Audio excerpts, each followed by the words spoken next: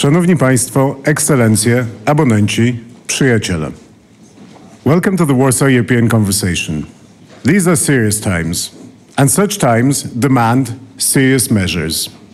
At today's Warsaw European Conversation, we will not solve the problems of the world. What we want to do is to find the right people to ask the right questions, to examine the possible answers, to think of the actions that need to be taken in order to start moving in the right direction. We need to have a serious conversation about Europe. We need it now, and we need it here.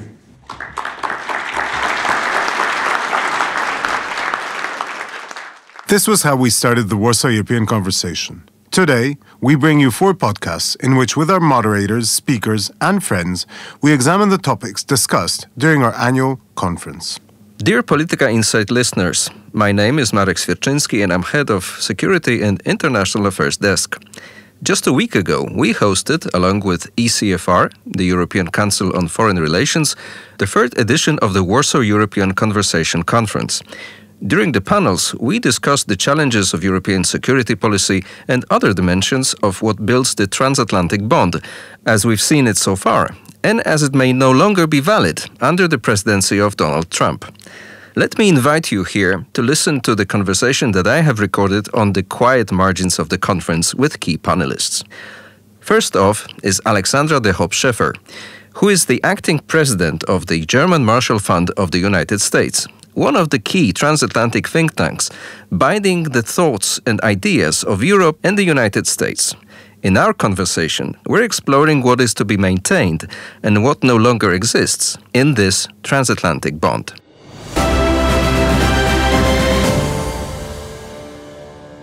I would like to ask you, Alexandra, how does it feel to be in charge of a transatlantic institution these days? The mandate I have given myself and to the German Marshall Fund is we are in an era where we need to do 2 things, is be much more agile and flexible in everything we do, because global trends in US politics, trends in European politics are becoming increasingly unpredictable and uncertain. And we also need to, a big extent, adjust some of the work we have been doing over these past 50 years of GMF's existence. And that is really our work on democracy, our work on transatlantic and European security. And the other priority I've been putting on the top of GMF's agenda is the questions of competitiveness. And in these 3 areas, democracy, security, competitiveness, you have increasing frictions between transatlantic partners. And so the aim of an organization like GMF with a headquarters in Washington, 8 offices across Europe, we're uniquely positioned to continue to shape the transatlantic conversation and to do that with a variety of actors. It's not just the governments, but it's increasingly with state, local representatives, the cities networks, and the business people as well. You've put it very elegantly, speaking about frictions and disruptions and predictabilities. But of course, we know what the thing is about is that there is a disruption made by the current administration in the very Washington, D.C. Yes, absolutely. It's disruption, but it's done on purpose. It's a deliberate disruption. Can you tell me what is this purpose? I mean, I would like to hear your view, your opinion, because we are spending so much time trying to figure out what is the strategy, if there is one. I think it's deliberate disruption. Why is it deliberate? When you look at the first 50 days of this American administration, what is striking is the rhythm, the acceleration, the number of initiatives, decisions, executive orders that have been announced, decided. This, at the same time, it's disruption and it's putting allies into a very short-term vision, right? So that's, if I can say, the trap that European partners need to avoid, right? So GMF, and the way I frame GMF's mission these past couple of days, is also to help governments, business leaders, civil society representatives, the larger public to distinguish the noise from the signal, the noise from what truly matters. And that, to your question, is difficult, but it's doable. And why is it doable? By looking at the structural, deeper trends that have been shifting U.S. domestic politics and U.S. foreign policy priorities. And again, Trump's re-election is the result of American democracy, right? The American people. Of the change in it. Yes. And he reflects what an increasing part of the American population wants to see. There is this, popular comparison that although Donald Trump might be riding on this wave, it was not him that actually created or started it moving. Do you agree? I agree. Trump embodies these deeper trends. One of these trends is an increasing crisis of trust of the American people vis-à-vis the political establishment. Number one. And he has been campaigning on, the idea that there is a need to deconstruct the so-called D-state and the political establishment. And by the way, many of his executive orders, the DOGE that Elon Musk has been tasked to implement, all of that is part of a significant portion of the Americans' population dislike and contestation of the U.S. political establishment, of their lack of performance when it comes to tackling their daily preoccupations. Number one. Now, on the foreign policy issues, what strikes me is to look at the trends also within U.S. politics and society, which says there's also a crisis of trust in the United States' traditional alliances. You see that vis-à-vis European allies, vis-à-vis NATO. That is also being fueled by the changes in U.S. demographics, right? When you look at the trends for the 10, 15, 20, 30 years to come in the U.S. demographics, it's a population that will become less and less interested and connected to Europe. So these are, if I can say, very practical, very structural trends that make this sort of rift a reality. But at the same time, it doesn't mean that we are going towards a scenario of rupture and the impossibility of talking or cooperating. And these past couple of weeks have shown that despite the challenges, this heightened episode in the White House around Ukraine, that the transatlantic conversation has been permanent. It has not stopped. So that's why, as myself, a transatlanticist person who has grown on both sides of the Atlantic, I lived my early childhood in New York and then spent the rest of my life across Europe and back in the UK and in the United States. I understand how Americans think. I understand how European thinks.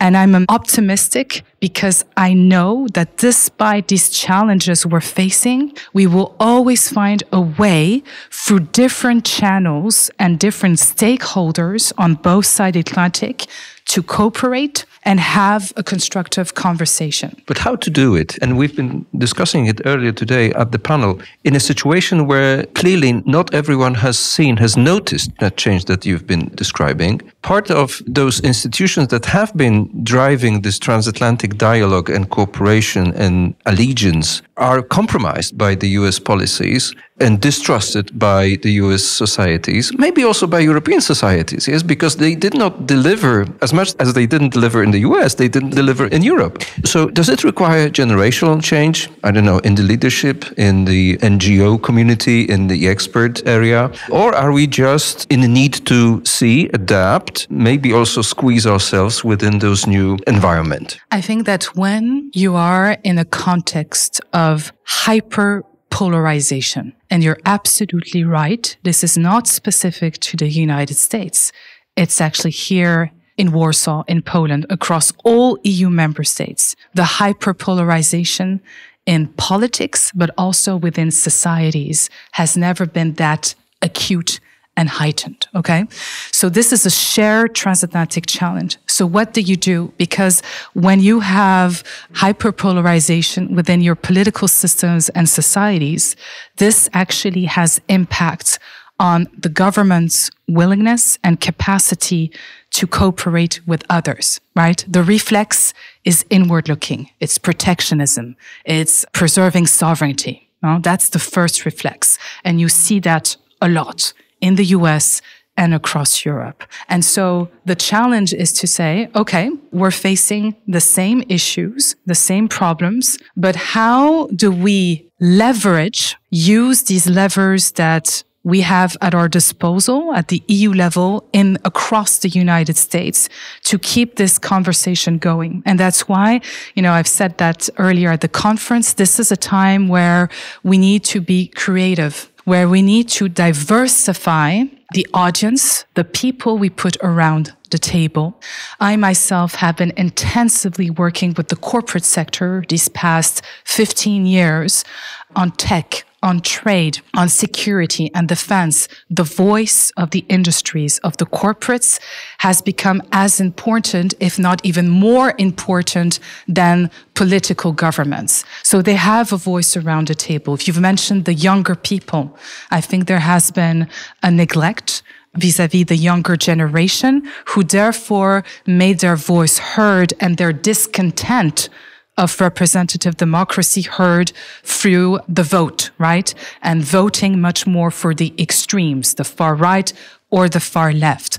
So I think it's a time where we need first to be realistic of where we are and not dream of something that doesn't exist. And two, learn lessons from the past elections in the US and across Europe. And by the way, the German elections is interesting. You will have an election here in Poland in May, and other elections are to come. Let's be much more humble. Let's learn the lessons. What have we not got right? And why? And how do we work on the root causes of these trends? And that's key. It's challenging, but it's absolutely critical if we want to preserve our democracies. You just said something very interesting to me, that we need to accept what doesn't exist. What doesn't exist in the transatlantic legacy anymore? That's a very interesting question. What doesn't exist in a transatlantic relation anymore? I think today there is a lack of trust, and I would say mutual trust. And that is a trend, again, that has been deepening over these past years. Just to put it in more concrete terms, Europeans traditionally look at the United States for two things. One is leadership, credible and reliable, predictable leadership, one. And the second one, which is particularly true today with the war in Ukraine, is capacities, right? To help Europeans when they are struggling, right? And these two principles, credibility, reliability, and capabilities, these principles are actually embodied in NATO and Article 5. On the other hand, the United States looks at Europe, and what are they expecting from Europeans? They're expecting more capabilities. They're truly not expecting leadership from Europeans, who are, by the way, constantly divided, right? The same question is always who to call in Europe. Who should I call, right? And we also, at our panel, we spent a lot of time discussing whether the leadership is at all possible. Absolutely. And so there is a mutual frustration that has been growing within that perception of US leadership capacities.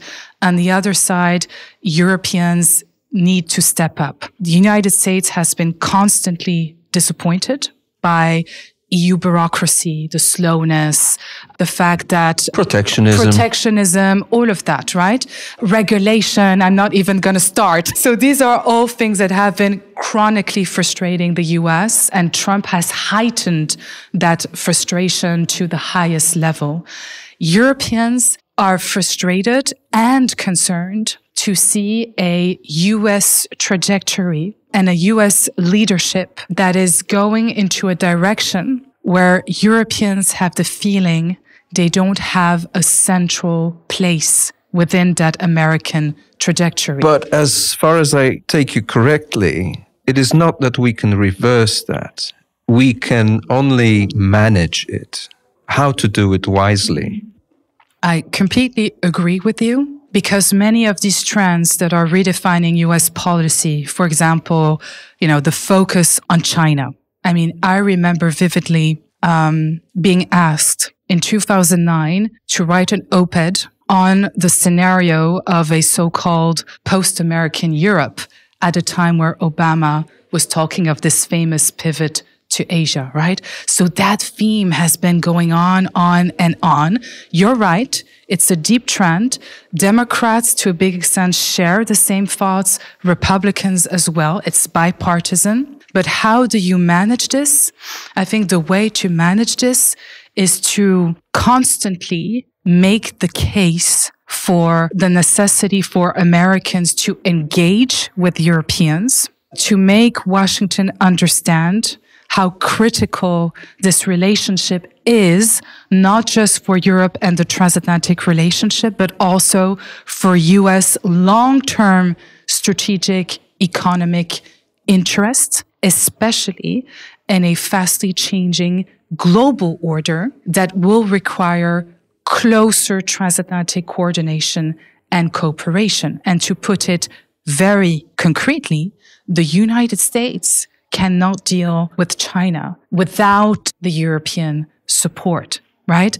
The United States will not be able to sign a deal with Vladimir Putin without having the Europeans at the table. And by the way, the diplomatic sequence we've just seen over these past weeks with the French president, the British Prime Minister, Mark Rutte, the NATO Secretary General, all heading to the White House and using the same language in a very practical way, I think is exactly the right approach. The meetings that took place in Paris this week, MOD format, the Chief of Defense, coming up with some concrete steps for this future security guarantees, investing in European defense, that's exactly the right approach. And I would sum it up, the way to manage it in the smartest way is to have Europeans come to the United States and say, this is what Europe today has to offer. This is what we're ready to deliver, but we need your support some way or the other, you American, and we're going to co-offer this with you, because the future of Ukraine is not just the future of Europe, but it's the future of global security. Finally, looking forward to June, because we're not in a capacity to look further into future. There usually is a GMF event around a NATO summit. I wonder, what are your thoughts, dreams, and ambitions regarding this upcoming one? Yeah, so we'll be hosting our annual Brussels Forum in Brussels 2 weeks before the NATO summit. So we're presenting this as the sort of last stop before the NATO summit. We already have a high-level European, but also American representatives who confirmed their presence. What I expect from this Brussels Forum is to get rid of the diplomatic language, the cosmetics, I would say, sort of cosmetic politeness. They also say BS. Yes, it's true.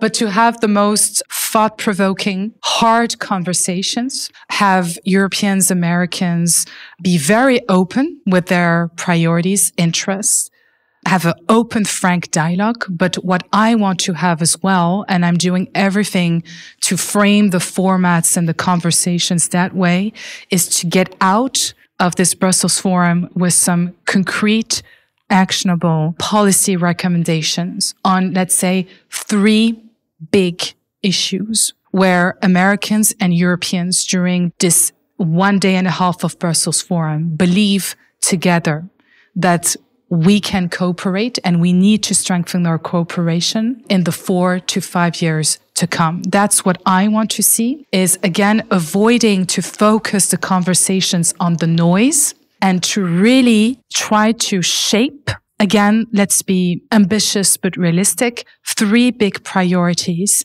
that are a shared concerns, preoccupation, challenges for both the US and Europe, and define the beginning of a roadmap for the transatlantic agenda. That's what I want to see. Alexandra de Hoop Scheffer, thank you so much for this. Thank you. Thank you very much.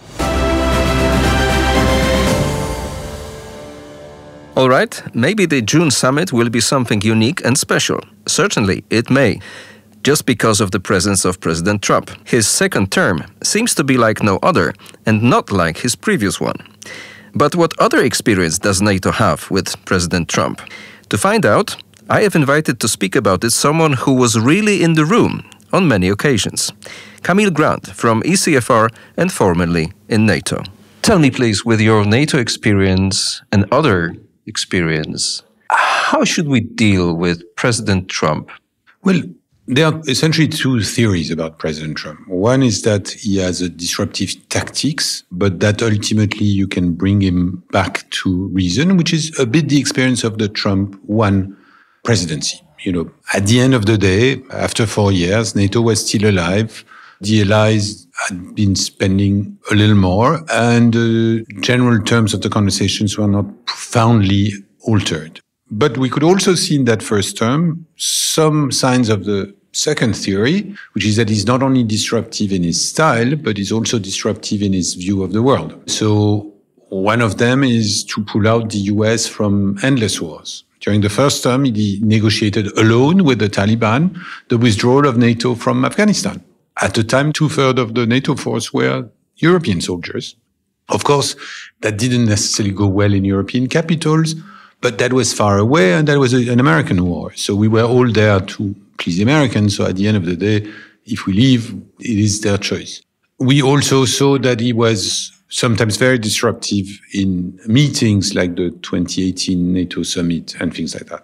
The problem we face now is that whatever theory is right, whether it's a tactic or a strategy, we face a much more difficult environment. We have war in Europe for the past 3 years. We have a Russia that is more aggressive and possibly emboldened if they prevail in Ukraine. And we also have... And we have Mr. Trump who is doing things stronger than before, I would say. Possibly, and there might be a reason for that, is he surrounded himself with people who are either aligned with his worldviews or making their best to please him and to demonstrate loyalty. And some of them are, by the way, more radical than himself. As well, at least more ideological about their perceptions of the world. So, in a way, we find ourselves in a much more difficult situation on multiple extents. Because A, the geopolitical situation is more complex and more dangerous.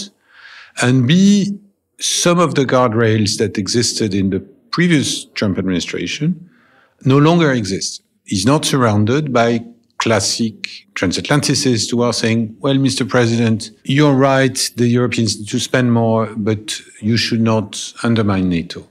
Or you're right, we need to negotiate with the Russians, but not at all costs. And it's impossible to know at this stage if the more optimistic scenario will eventually surface over time, or if we are in the most disruptive scenario. And my tendency is to believe we're in a more disruptive scenario for the reasons I mentioned, and also because over the past 2 months, and that is the most disconcerting thing about his new presidency, he's been very tough with allies, whether it's in terms of tariffs, in terms of the handling of Ukraine, in terms of the statements regarding the fact that allies should pay more, otherwise they are no longer protected and things like that.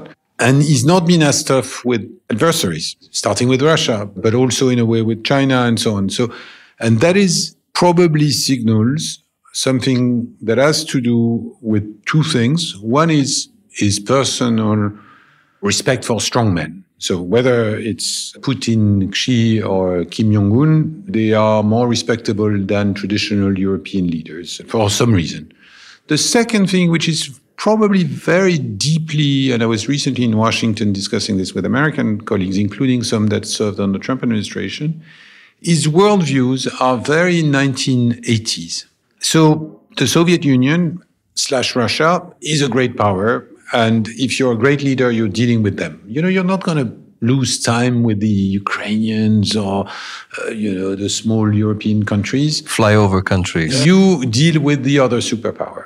And that is very strange because, of course, Russia is not what the Soviet Union was. So he has this sort of bizarre view which pretends to be Reagan-esque, When Ronald Reagan was engaging Gorbachev and saying, tear down that wall and let's do disarmament together and so on and so forth. But at the same time, he's completely missing the fact that Russia has fundamentally changed, that it no longer controls half of Europe, that it is a superpower with the GDP of Spain and weakened armed forces, that it is not a key player there, and that China is probably more important in geopolitical terms.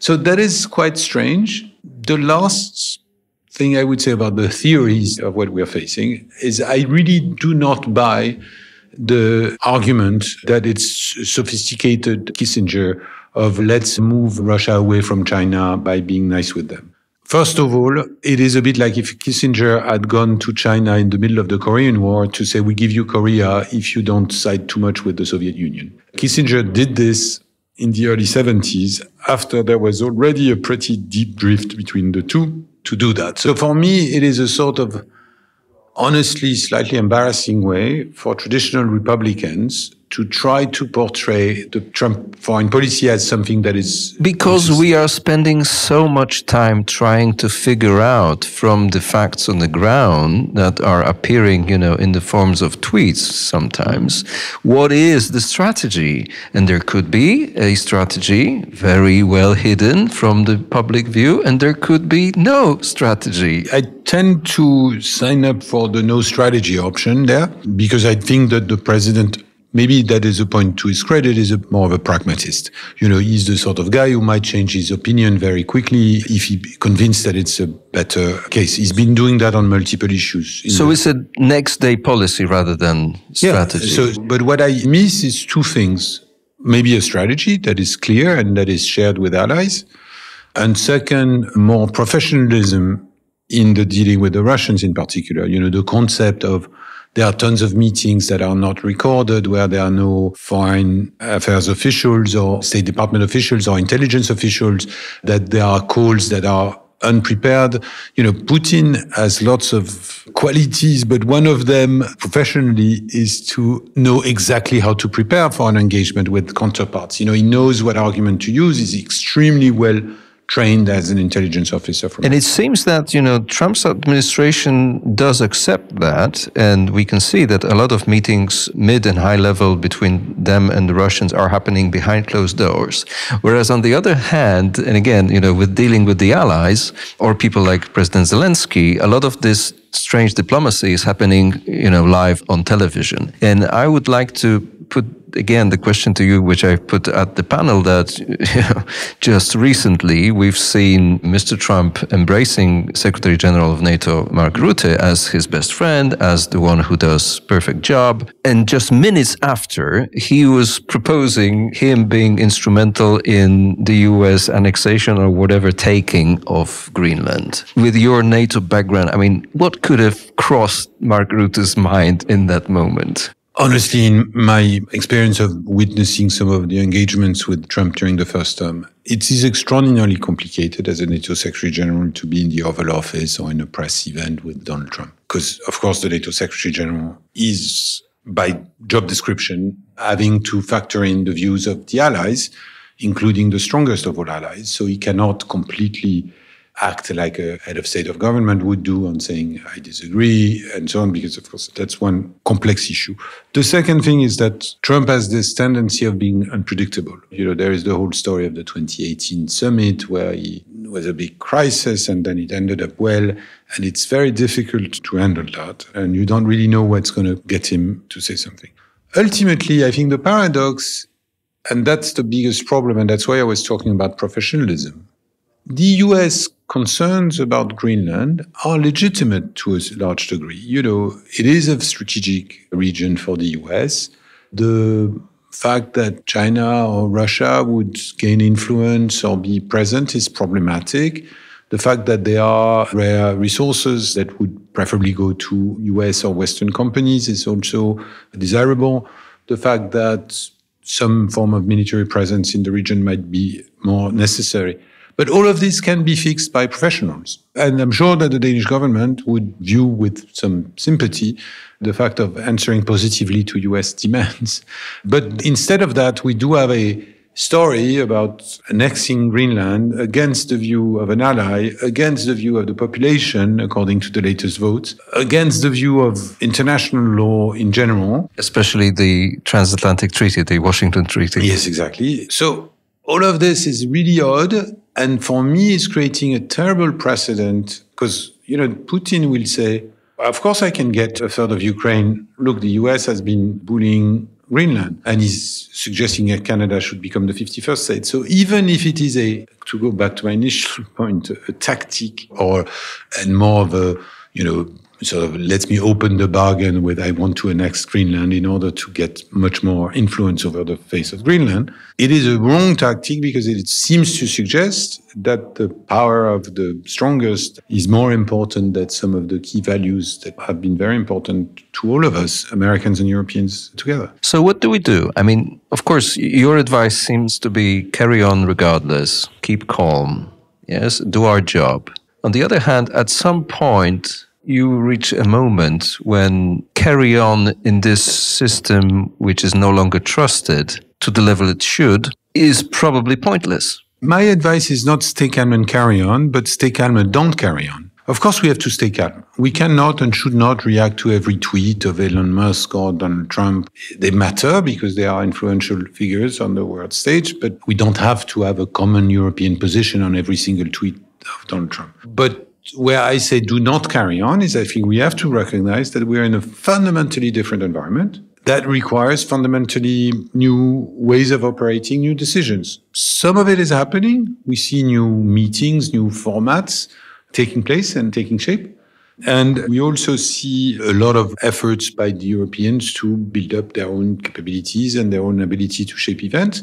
And that's good. And I think we need more of that, which is not a way of turning our back on the Americans, but to do whatever it takes to be more resilient for any scenario.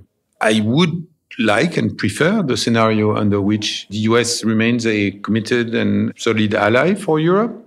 That has been good for Europe for the past 80 years. And I would very much prefer to do this. And I think it's been good for the United States, honestly.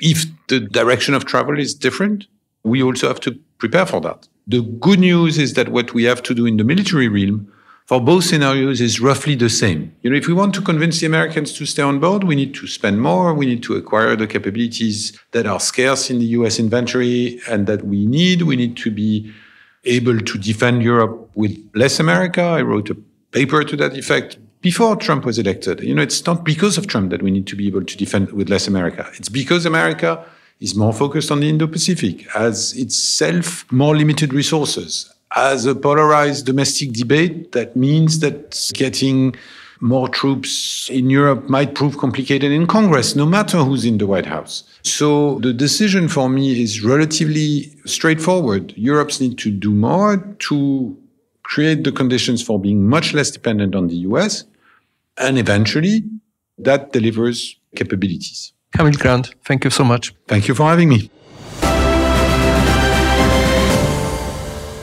Okay, and if Europe needs to do so much more and so urgently, let's have in our conversation someone who has already predicted an European superpower.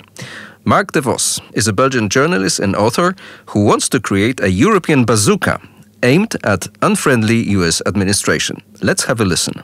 So, Marc, there is a lot of debate, especially in Poland, that there is a European giant ready to be woken up or waking up as we speak before our eyes because of the events in the United States, because of the transition of Donald Trump's administration towards some other role than the legacy. In your book, and as far as I know your public appearances, you've argued that, of course, there is a potential, but much needs to be done before we can see that European giant awakening. So tell me what we should do. I'm a glass half full person. So I think there's a lot that we have already done that we do not always acknowledge that we've actually achieved, given the starting position that we have. The starting position is a free market club, the European Union. And the world is no longer a world of globalization and free trade. It's the opposite. So you ask the EU to do the opposite for which it was originally created, and without having the proper tools, without having the proper funding,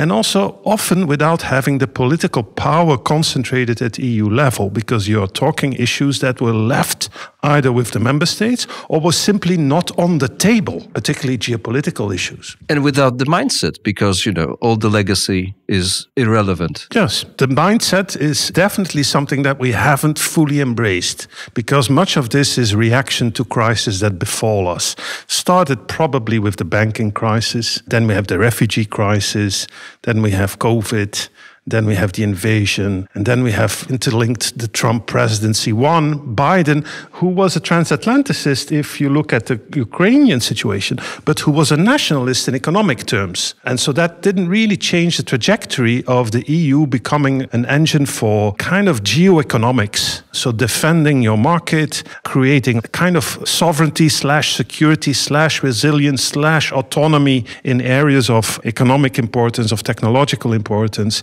Then, with the advent of the Ukrainian war dragging on, and with Trump returning, now all of this, of course, is now at warp speed. We have now full industrial policy, you have defense planning and investing in defense industrial capacity. And on top of that, and that's perhaps the first thing we have to acknowledge, is that for the first time, we are talking here in Warsaw, for the first time since we reunited a big part of the European continent after the Cold War, we need to look at the geographic destiny of the European Union. That is drafting the Europe's boundaries again.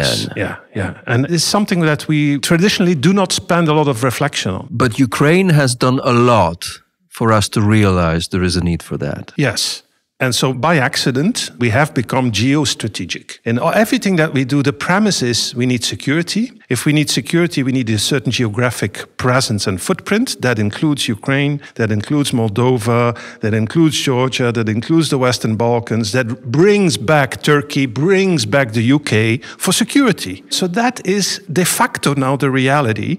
And that also means that the mission of the EU is about territorial protection and is about borders, which is again the opposite for what it was invented. Originally was about getting rid of the borders, and security was no longer an issue anymore. So all of this has happened in the space of just a few years, and that for me is just historic in terms of transformation. So we are all frogs in the pan. The temperature is going up. We don't realize it because we're in the pan, but the temperature has gone up very significantly. And so the thesis of my book is that the EU, as a cumulative effect of all that, has transformed into a different type of mission, a different type of enterprise. And what is driving it forward is not just we react to a crisis, it's also fundamental trends in the world order. And they are always continuing in the same direction.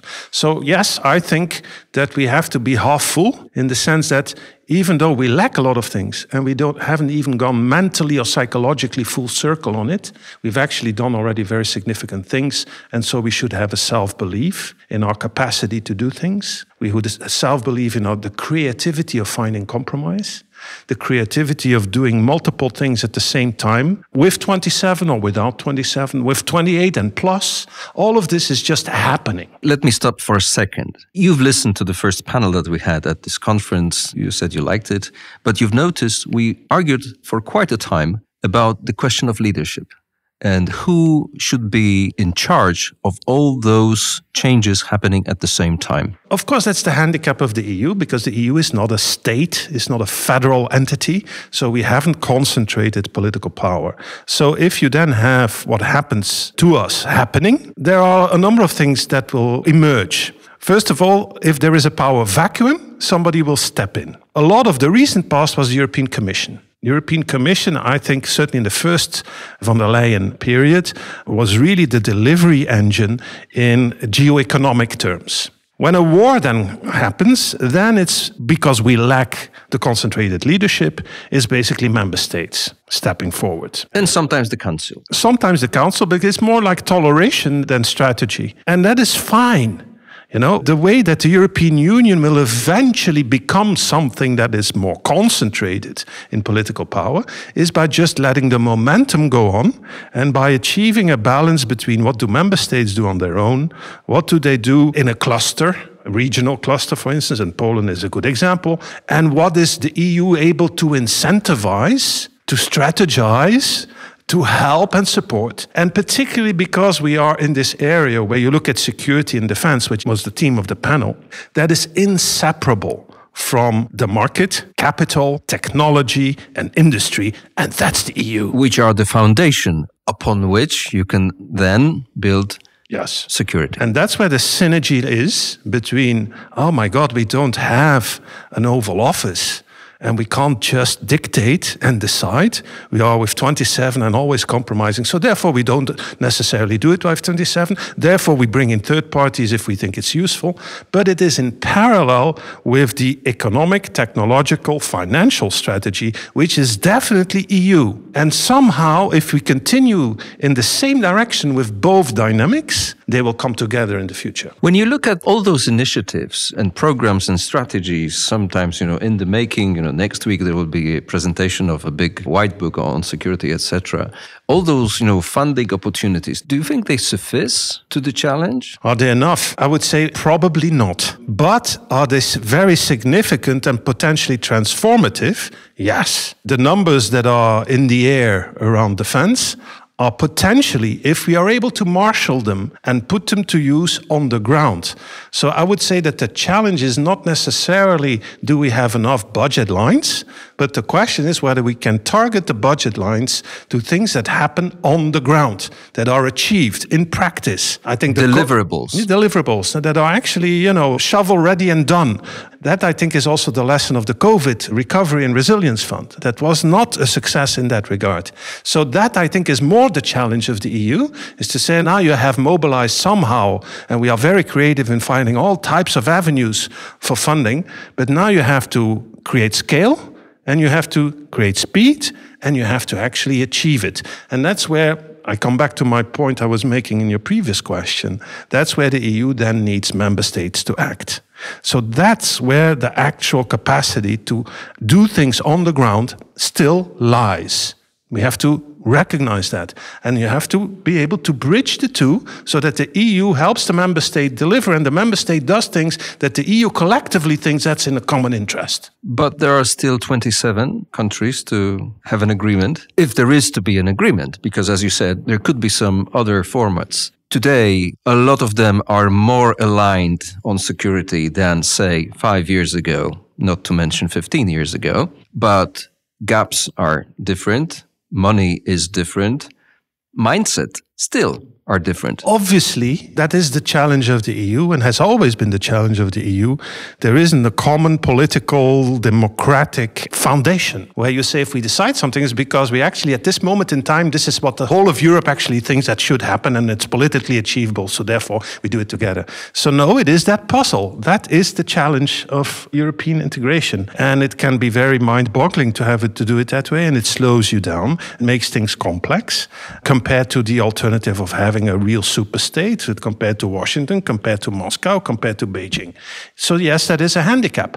But the alternative would be much worse. And I think there is a lot of value to try to keep sufficient consensus in the world that we're in, because the alternative would be, for instance, that you get a lot of divisions that are going to be cultivated from the outside. It's better to compromise and keep people in the tent than allowing people actually to be plucked out of the tent. And so I think for the EU, it's always that balance. Where do you find the balance between, yes, we do things kind of in the European fashion, so that's a bit frustrating sometimes, but at the same time, we allow multi-speed realities. And we have always done that in the past in European integration. We've done it with the Eurozone, we've done it with the Schengen, we've done it with other things. And I think we're entering a period where we are going to see multi-speed realities de facto happening. And all of that not only tolerated, but actually supported and funded through the EU. And that is the easy way around, it's hard to find consensus. And eventually people catch up. So I think we should have a self-belief that